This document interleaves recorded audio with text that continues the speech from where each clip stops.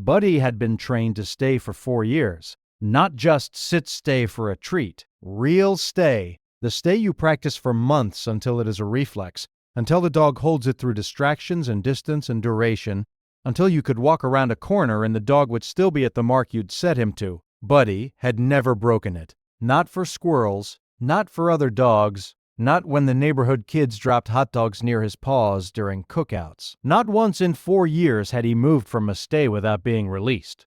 He broke it on a Saturday morning in April. The gate to the backyard had a latch that required adult hand pressure to open. Their son Marco, 2 years old, had apparently been studying this latch with the professional focus of someone who plans to use it. And on Saturday morning, during the 20 seconds that his mother Maya turned away to get a glass of water, he opened it. The gate opened onto the side alley between their house and the neighbors, which connected to the front driveway, which connected to the street. The street had weekend morning traffic. Buddy broke his stay. Subscribe so you don't miss the trainer's analysis.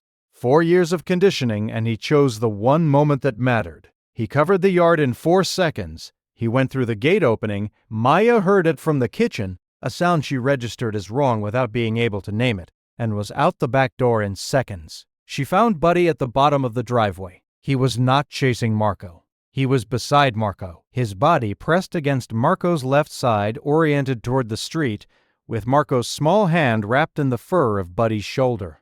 Marco had not reached the street. The trainer who reviewed the security footage, Maya had called her because she could not quite process what she'd watched, said the footage showed Buddy break his stay 1.8 seconds after the gate opened. Move in the direction of the gate, catch Marco at the bottom of the driveway, and press against him in a direction that turned Marco's path left, away from the street and toward the side fence. He didn't stop Marco by blocking him, the trainer said. He redirected him.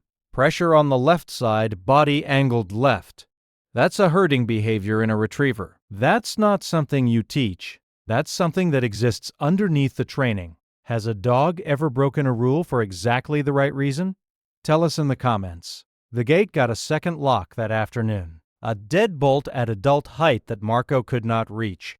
Buddy went back to his stay practice the following Tuesday with no acknowledgement that anything had changed. He hadn't broken his stay. He had chosen to do something more important. The distinction mattered to Maya. It matters to her still. Subscribe. Beyond the Leash is where the real training lives.